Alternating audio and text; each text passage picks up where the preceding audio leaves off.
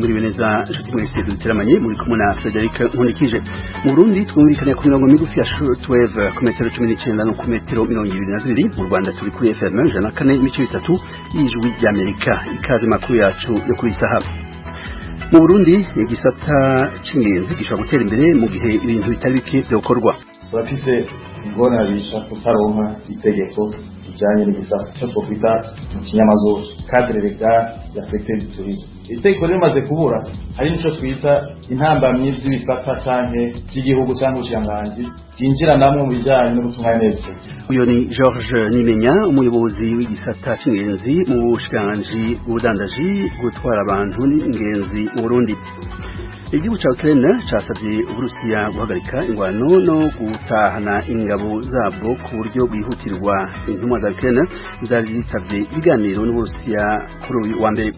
Muri icyo gihugu kandi ONU itangaza ko abanya Ukraine isinzi babandanya bahunga igihugu cabo baja mu bihugu bibanyi mu gihe ingwano hagati y'Uburusiya na Ukraine ibandanya. Aya makuru n'ayandi turabashikiriza mu kanya gatoyi ntihagire aho muja. Amakuru avugwa hirya no hino kw'isi. Igihugu ca Ukraine casavye Uburusiya guhagarika ingwano no gutahana ingabo zabwo ku buryo bwihutirwa. Intumwa za Ukraine zari zitavye ibiganiro n'Uburusiya kuri uyu wa mbere. Ni inkuru ya Jeffrey Mutagomwa, umumenyesha makuru w'ijwi ry'Amerika. Perezida Volodymyr Zelensky wa Ukraine yasabye umuryango umwe bw'Uburayi kwemerera igihugu cye kuba umunyamuryango vuba na bwangu. Imishyikirano hagati y'intumwa z'Uburusiya na Ukraine yabaye hafi y'umupaka wa Ukraine na Belarusiya. Ibiro bya Perezida Zelensky byatangaje ko intumwa za Ukraine muri iyo mishyikirano harimo Minisitiri w'Ingabo Oleksiy Reznikov n'umujyanama wa Perezida Mikhailo Podolyak. Umunyamabanga mukuru wa OTAN, umuryango wo gutabarana hagati ya Amerika n'ibihugu by'Uburayi, Hans Stoltenberg, yavuze ko yaganiriye kuri telefone na Perezida Volodymyr Zelensky akamushimira ubutwari bw'ingabo za Ukraine. Yanditse ku rubuga rwa Twitter ko ibihugu byo mu muryango wa OTAN bigiye kongera uburyo bwo gushyigikira Ukraine bitanga ibisasu bikingira za misile n'ibirasi bimodoka by'intambara, ndetse igatanga uburyo bw'amafaranga n'izindi mfashanyo zigenewe abaturage. Hagati aho kuri uyu munsi wa gatanu intambara itangiye, Uburusiya bukomeje guhura n'igitutu cy'amahanga mu bya diplomasi. Ifaranga ry'Uburusiya ryatakaje agaciro ku rugero rwo hasi kuruta ikindi gihe cyose. Umuryango w'abibumbye nawo urakoranye inama yihutirwa yo kuganira ku kibazo cy'intambara hagati y'Uburusiya na Ukraine. Urakoze Jeffrey. Tukivuga kuri Ukraine, ONU itangaza ko abanya Ukraine babandanya guhunga, ariko kandi abanyagihugu mu Burusiya barahanganye n'ikibazo c'ibiciro bishobora kwiyongera mu gihe ifaranga rikoreshwa muri ico gihugu ribandanya guta agaciro. Amerika, inyuma yaho Amerika n'ibihugu by'Uburaya bifatiye ibihano. Ni inkuru ya mugenzi wacu n'ubundi Jeffrey Mutagoma. Kuri uyu wa mbere abaturage b'Uburusiya baramukiye kuri za bank no ku mashini zibika zikanabikura amafaranga batonze imirongo, nyuma yaho ibihugu by'Uburayi na Amerika bitangarije ibihano ku Burusiya birimo kubukura ku rwego bukoreshwa ku rwego mpuzamahanga mu bijyanye no kwishyurana bwitwa SWIFT no gushyiraho uburyo butambamira ikoreshwa ry'amafaranga y'Uburusiya ku rwego mpuzamahanga. Kuri uyu wa mbere ifaranga rikoreshwa muri icyo gihugu ryitwa ruble ryatakaje agaciro ku rugero rwa 30% ugereranije n'idolari rya Amerika.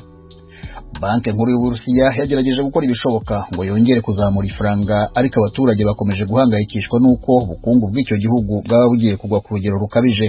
Minisiteri ishinzwe ingendo mu gihugu yaburiye abaturage ko kwishyura ingendo bakoresheje uburyo bw'iyambaza ikoranabuhanga ririmo iby'ibigo nka Apple, Google, Samsung n'ibindi bishobora kwanga kubera ibihano. Kugeza ubu Uburusiya buracyagendera ku bicuruzwa bufite mu bubiko n'ibyo bwizigamye. Abasesenguzi b'abahanga mu by'ubukungu baravuga ko ibi bihano nibitinda gato ibiciro by'ibicuruzwa biri buzamuke ku rugero rukabije, ubukungu bw'Uburusiya bugahura n'ikibazo gikomeye.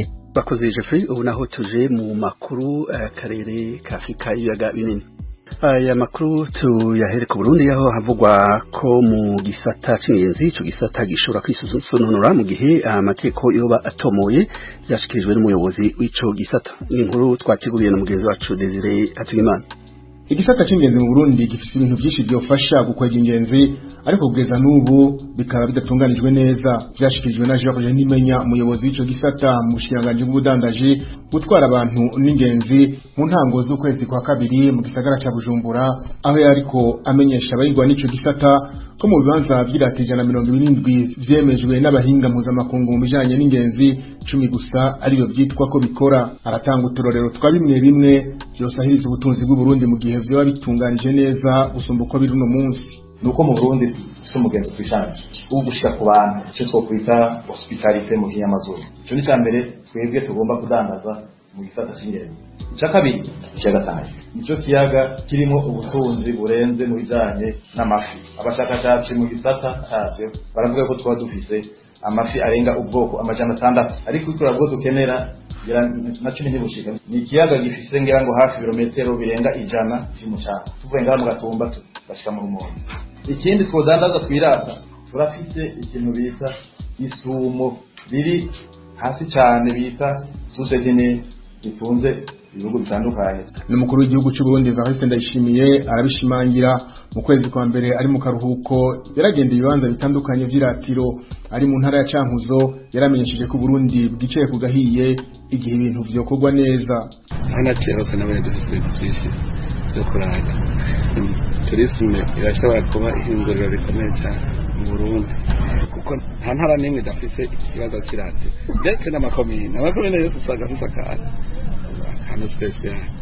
Mu nteguro y'amafaranga leta izokoresha mu mwaka wa 2020 ushira mwaka wa 2021 igisata cy'ingenzi kigenewe miliyoni 197 kugira gitezwe imbere.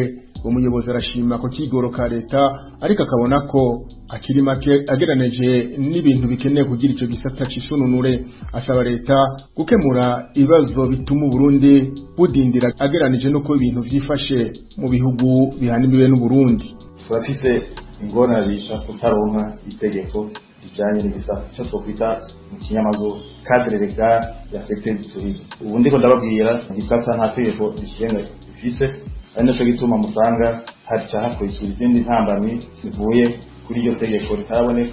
Itegeko rimaze kubura hari nico twita intambamyi z'ibisata canke by'igihugu cyangwa ubushikiranganji byinjira namwe mu bijanye no gutunganya neza icyo gisata. Hanyuma iyindi ngorane ugiye kora mu Burundi nta bigo cyangwa amashuri asohora neza na neza cyo twokwita abahejeje ingenzi legis.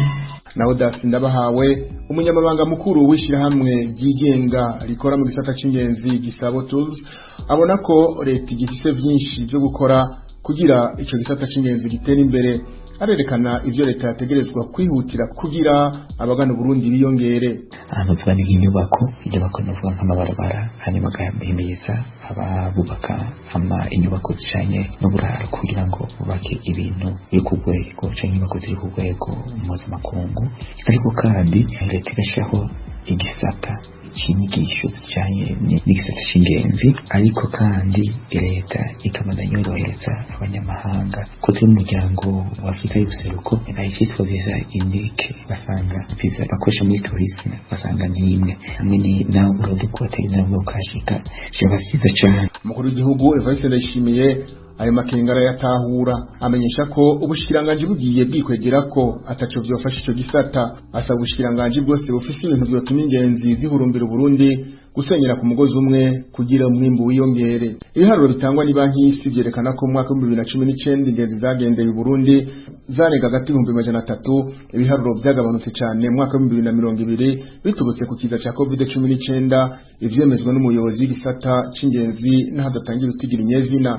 Uwo muyobozi ajeje igisata c'ingenzi yizera ariko ko kubona leta yarafashe ingingo ko abanyamahanga bose baza mu Burundi baronkera uruhusha rwo kwinjira mu gihugu visa ku kibuga c'indege ca Bujumbura no ku mipaka itandukanye bizafasha ingenzi kuza ku bwinshi kugendera Burundi. Aremeza ko visa yari intambamye ikomeye cyane ku bantu bifuza kwinjira mu Burundi. Atera kamo abarundi kugendera hari vyiza by'u Burundi kugira nabo babimenye. Amenyesha ko ibiharuro bigaragaza ko abarundi bagendera ibibanza by'iratiro bakiri bake cyane. Desire Hatungimana, Kigali, Ijwi rya Amerika.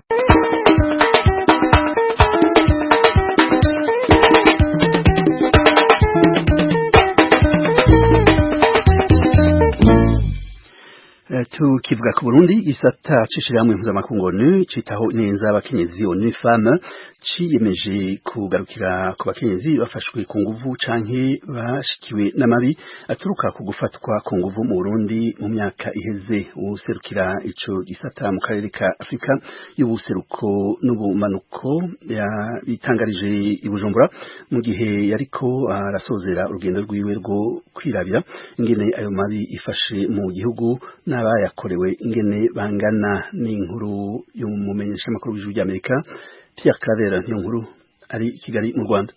Igisata c'ishyirahamwe mpuzamakungu ONU citaho ineza y'abakenyezi ONU Femme cifuza ko umukenyezi wese yafashwe ku nguvu avugwa mu ibanga ntangere ndetse n'uwamukoreye icaha agahanwa bimwe vy'akarorero. Mu gusozera urugendo yahoramwo mu Burundi ubutwara igisata ca ONU Femme mu karere ka Afrika y'ubuseruko na Afrika Majepfo, Maxime Huinato yatangaje ko ico kibazo yakivuganye n'abategetsi batandukanye kandi ko ico gisata citeguriye gufasha mu bikenewe byose haba mu buryo canke ibikoresho. Nous nous sommes intéressés beaucoup à la question de la jeune fille. Ati narashimikiye cyane ku iterambere ry'umwigeme ari wavamo umukenyezi abwirizwa gukingirwa mu gateka kiwe akiga neza kandi agahabwa ibishoboka byose kugira ngo ateze imbere igihugu. Aha twarabonanye n'inzego zitandukanye guhera ku mutambukanyi w'umukuru w'igihugu abashikiranganje batandukanye harimo w'intwaro yo hagati mu gihugu n'abandi. Intego no kurandurana n'imizi amabi akorerwa abakenyezi cyane cyane ifatwa ku nguvu ryabo canke ako kabi kakagabanuka bimwe biboneka, kuvura abo byashikiye no gushengeza mu butungane abakekwa ko ico caha. Hari abakenyezi benshi bize n'abafise ubuzi n'ibibanza bikomeye, abo rero babwirizwa gufasha kugira ngo ako kabi karanduranwe n'imizi. Twebwe tuzotanga ibikenewe bwabo buryo canke ibikoresho kuko abakenyezi yo bakingiwe barateza imbere igihugu. Compétences. Mu bibazo bikomeye amashami y'abakenyezi n'abakingira agateka kabo bamushikirije harimo ikibazo c'ibimenyetso mu butungane bidakunda kuboneka mu gihe wafashwe ku nguvu yitwariye uwakeka ko icaha. Aha ONU Femme yemeye ko yiteguriye gufasha kubaka ikigo c'ubuvuzi cotanga ivyo bimenyetso. Bicimangirwa na Jeannette Kem atwara ONU Femme mu Burundi mu kiganiro n'abamenyesha makuru. Là, vraiment, il y a ce qu'on appelle forensic medicine. Ati ni kibazo gikomeye natwe kiraturagishinga. Hari bigusanga bitanga ibimenyetso by'abafashwe ku nguvu bikoreshwa kandi vyemerwa n'ubutungane.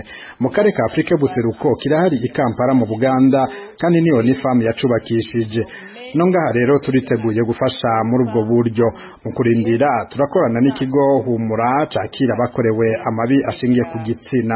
Ibikenewe byose kugira ngo umukenyezi yitura ubutungane yongera avugwe turabitanga, turabifisa no mu migambi. Ibi byofasha kugira n'ababikora babone ko ibimenyetso bitazozimangana.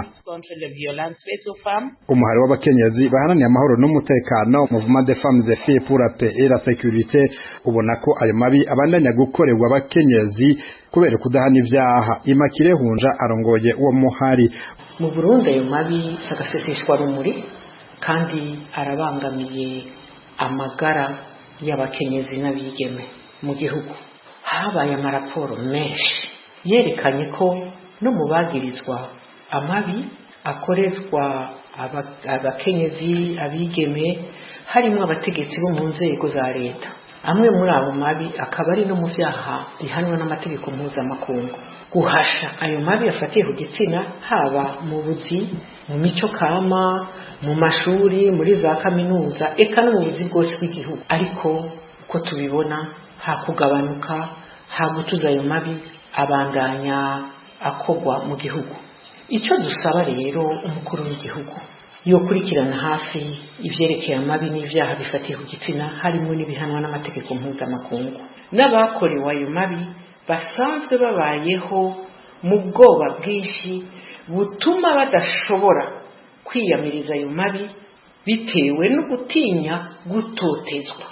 uwo muhari waharuye abafashwe ku nguvu muri ubwo buryo barenga 60 mu mwaka uheze w'ibihumbi 2021. Onifam yemeza ko yiteguriye no kubandanya guha uburyo bw'ingurane ntonto, imitahe hamwe no gufata mu mugongo abafashwe ku nguvu kugira ngo bisunonore mu mibereho yabo canke gushigikira abana basigwa n'umukenyezi yahuye nayo mabi mu gihe vyoba vyatumye yitaba Imana.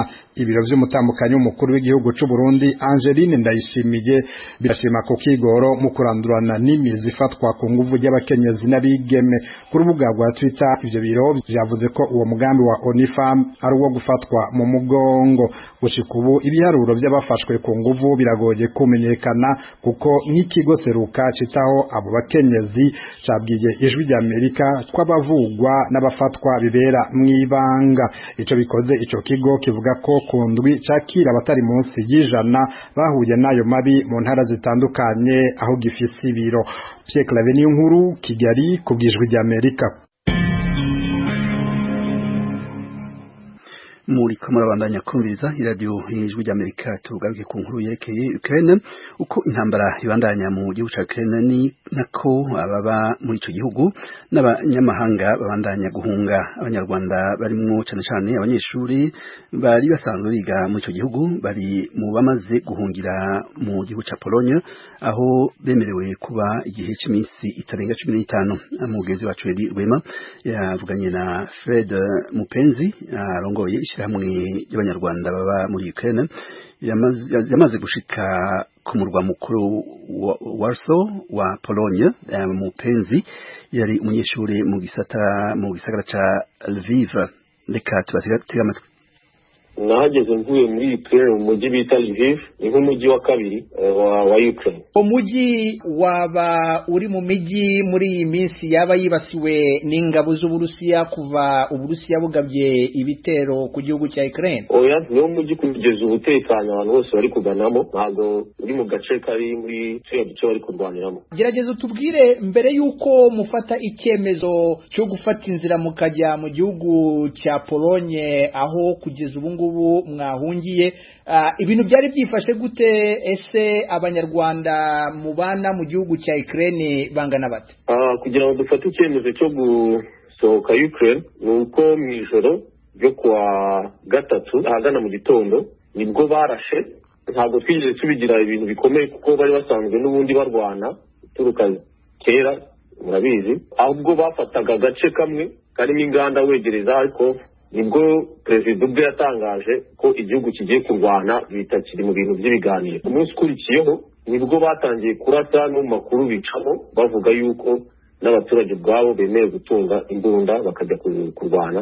Icyo gihe nibwo twafashe umwanzuro wo kuba dushaka inzira twacamo kugira ngo tutazahura n'ibibazo. Abanyarwanda muri rusange batuye muri icyo gihugu bangana bate? Ndagereranya ubu ngubu navuga nka 74, ariko tujya kugera mu 100 kubera ko harimo abasuye mu Rwanda mbere yuko intambara itangira. Hari abanyarwanda bashobora kuba bari muri turiya duce twibasiwe n'imirwano cyane cyane twegereye igihugu cy'Uburusiya, aha ndavuga nk'uduce twa Kharkiv, za Kiev n'ahandi. Bari ariko ubu ntabwo bakiriyo, bose bamaze kugera mu mujyi wa Lviv baratekanye. Turi kugerageza gushaka ukuntu bavayo nabo, ndakeka ejo cyangwa tumusibe ejo bazabashije. Hanyuma gerageza utubwire uburyo murimo kugera muri icyo gihugu cya Pologne. Ese bikorwa nande? Hari uruhare leta y'u Rwanda ibifitemo kugira ngo ibe yabakura muri icyo gihugu cya Ukraine kugira ngo mugere muri Pologne? Kugeza ubu kuva mu duce buri wese abamo turifasha, tugakoresha uburyo bw'imodoka. Ubu ngubu ibiciro biba biri no hejuru, ugasanga bamwe bafite ikibazo cy'amafaranga ariko bakayihuriza hamwe bagateranya kugeza ubwo babonye bishyura umutaximeni, then bakagana ku mupaka wa Ukraine na Poland. Ariko kubera ko ubwinshi bw'abantu n'ubwinshi bw'imodoka hari aho zigera bikaba ngombwa ariko muvamo mukagenda nk'urugendo rw'ibirometero 20 n'amaguru, ni nk'amasaha 2 n'iminota 30. So iyo ugeze hariya abamo gutegereza kubera abantu benshi, ariko ikiza abanyamahanga babashyira ku ruhande nawe no gihugu cya Ukraine bakajya ku bandi ko niho menshi kwambuka neza urebye nta kibazo. Hanyuma leta y'u Rwanda nayo iri kudufasha kubera yuko hari abakozi babo babiri bohereje ku mupaka wa Poland, urasohoka bakahita bagufasha kugera waso ukagera nta tike utanze ari ubuntu, bakatwitaho urebye tumeze neza kugeza ubu, kandi izera yuko n'abari inyuma nabo barakomeza kubitaho kubera yuko turi gukomeza kuvugana kugira ngo twebwe twabashe gutambuka tubabwire uburyo babigenzamo na ambasade ibidufashamo.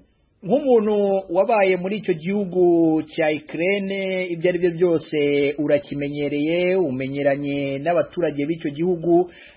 Uburusiya bumaze gutangaza ko bugiye kugaba ibyo bitero, abaturage baho mwavuganye babyakiriye gute? Ese kuba kugeza kuri uyu munota Uburusiya butaragera ku ntego yo kuba bwafashe umujyi nka Kiev bwigaruriye igihugu bivuze iki? Mbere babanje no kuvuga yuko ingabo basubije inyuma ariko ari ukubeshya, nyuma baza gutangira kurasa, barasana n'abanya Ukraine ariko barabiduhisha. Nyuma rero ubwo perezida yavuga